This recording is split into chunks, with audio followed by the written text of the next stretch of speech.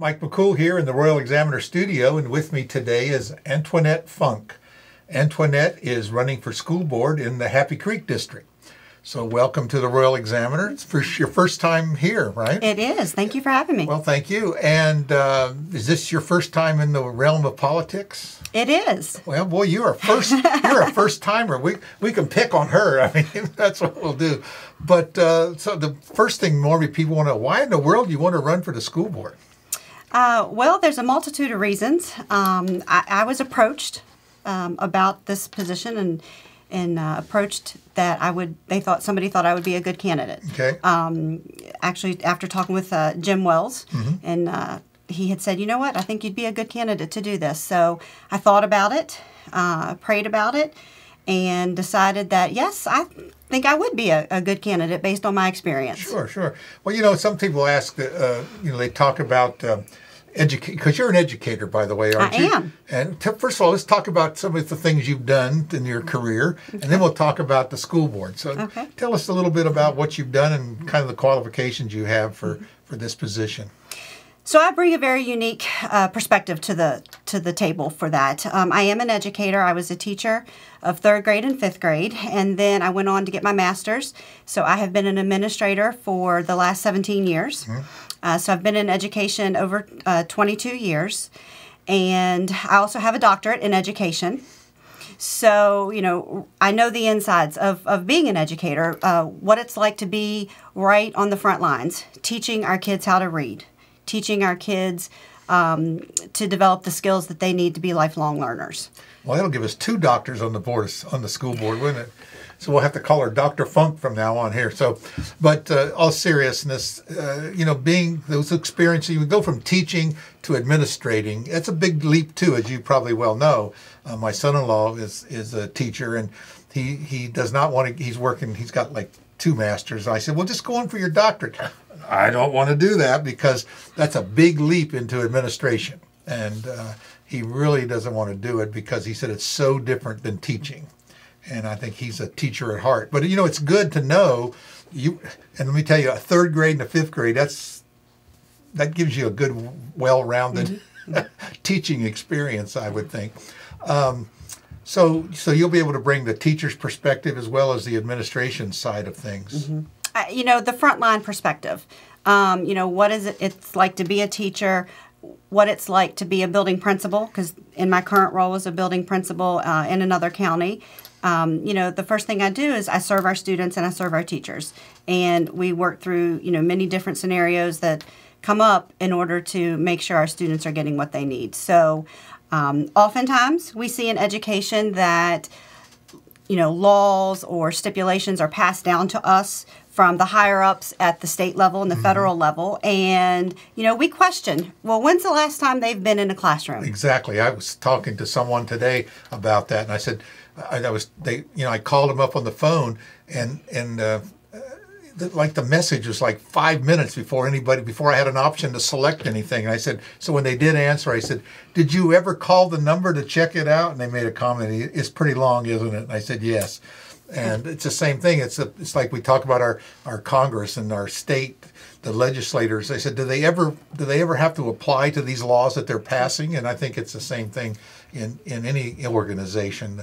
Sometimes the people making the decisions are not the ones that have to carry out the orders, Right, absolutely. And, that's the perspective that I will bring to the table. In addition, I am a mother, and I have 2 children. I have a senior in high school.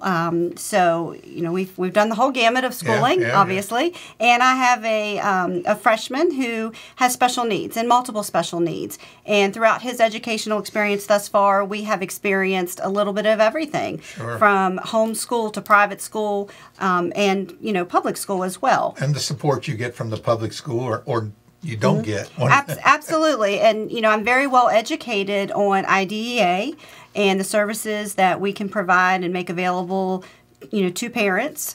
So, I think I bring a very unique perspective to the table, and I'm able to talk to a multitude of people and hear where they're coming from so that we can figure out the best case scenario for everybody. Well, because ultimately the school board is the one that comes up with the funding and sharing the wealth to this district.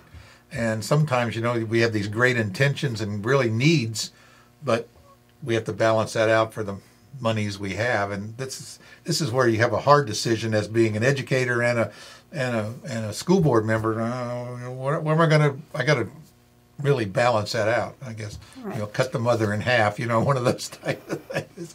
It's hard. And people that get into these don't really sometimes realize you'll run, and now you're on the other side of the table. You're on the school board, and now you're looking at the budget and the restrictions and the laws that, as you found out as a building administrator. Whoa, yeah, I thought that was a really good idea, but I can see where we really can't do that. Mm-hmm, mm-hmm. Yeah. Yeah. You see it through the bigger lens. I've always said a teacher is very protective of their students, as they should be. A building principal is very protective of their school, as they should be. And the county board office staff are very protective of their county, as they should be. So we all bring a different, unique lens, and it's just about listening to everything and doing everything that we can with what is within the law, and making sure we do the best for our students. Sure. Do you see anything? Where do you see the weaknesses that we have now in the school district? I mean, anything that sticks out at you, or what kind of like puts you over the edge to make you want to run this? I mean, normally people have a passion about something, or something's missing somewhere, so they think they can bring a perspective to it. What is yours? Well, there's a couple of different things that I think we have room to improve upon. One is keeping our good teachers. We have a lot of good teachers in this county, but what we often find happens is we bring them in, we entice them to come in from Pennsylvania or other states, and then once they're here and we've invested and trained them, we lose them because our pay isn't as competitive, or our other incentives that we might be able to offer. So one thing is definitely working on keeping our current teachers here. And the next thing is making sure that all of our students are making successes. I'm a firm believer that it's not always by the end of the year test scores. That's a huge part, and we're required to do that because of state mandates. But we want to see increases in our state scores, obviously. But we also want to make sure that our students are making increases, particularly after everything we've gone through this last year and a half with COVID, and making sure they are getting what they need. We were kind of joking around.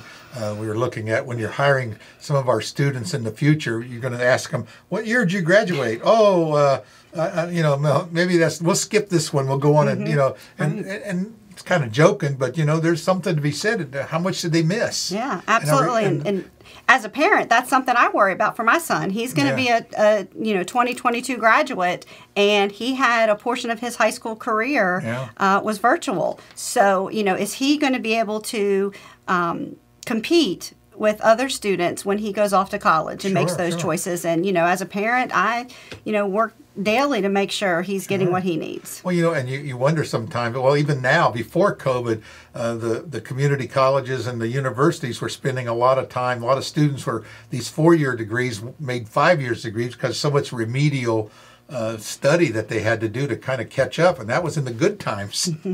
So maybe going forward, it's something to think about, that it's gonna be a challenge even for the secondary, what do you call the secondary? Post-secondary. Post-secondary. Post-secondary after your high school, yes. Post-secondary. I say third secondary. Yes. That didn't sound right, but anyway, but right, so there's another stage, and it's something that we're going to have to think about, and that's something the school board's going to be addressing. Right, and they do have some good connections with Lord Fairfax Community College.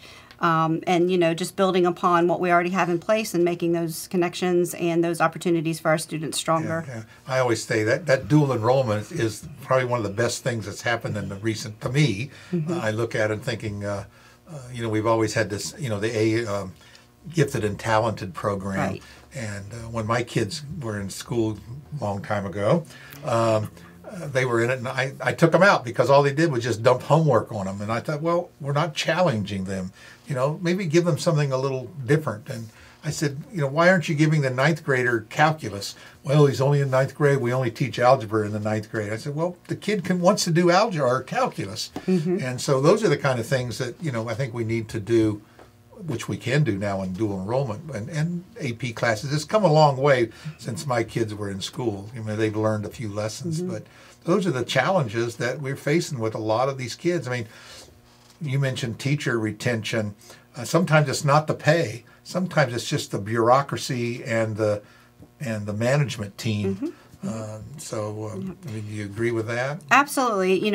I don't think everything is always about the pay. It's about the morale and the camaraderie that's in each of our buildings. And, there are things I think that we could look at to do other than just pay. What are the other incentives? How can we partner with other businesses in the community to create, a list and a variety of different incentives that might not necessarily be pay-based, but that we can offer to our staff to keep them, here in the county. Right. Because, when you're working for someone, you have to enjoy going to work. That's why people do it because they, need to survive. Whether they say, I live to work or work to live, Right. whatever it is. But it's a lot of work on the school board. It will take some time. I think it'll be rewarding for anyone that gets on there. I think it'd be very rewarding. So hopefully you'll see that. So do you consider yourself a glass half full or glass empty? What kind of person are you in respect to like your career and you look at opportunities? I'm sure you do. You've progressed through your doctorate degree. Why am I asking her dumb questions like that? I think everything happens for a reason. I'm a true believer in that. So I look at everything, even if it might be a little bit of a setback, there's a reason for it. It's either to help me grow or to help others grow or to push me forward or to help push others forward. So I'm looking very optimistically at this opportunity. I have served the community in a few other roles through serving on the Samuels Library Board of Trustees. I'm currently on the Northwestern Community Services Board.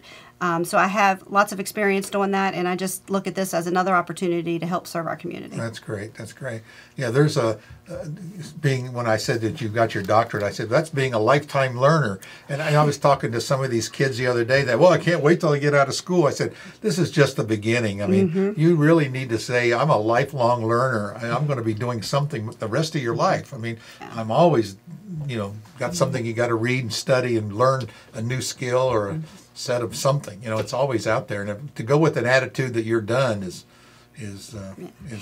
and absolutely. And I would say, additionally, with how far we've progressed with technology and social media, our students today who are exiting the public schools and going on to post-secondary or trades, they're going to have to continually learn whatever that trade is or whatever they're working on in college, because it changes so rapidly. Even technology itself, what you learn today is going to change 5 years from now, or maybe in 1 year from now. Absolutely. The way I went through my master's program is quite different from how I went through my doctorate, which is going to be quite different from how people go through programs in the future. So whatever you do, whatever path you choose, you have to be a lifelong learner to continue to grow. I tell people, I said, I took calculus and physics by correspondence course. I mean, if you're old as I am, you'll know what that means. But there was no internet. And you fill it out and mail it in and wait for 2 weeks for it to come back. And the card catalog or microfiche. Exactly. So the technology has just gone leaps and bounds in the last 20 years, and I think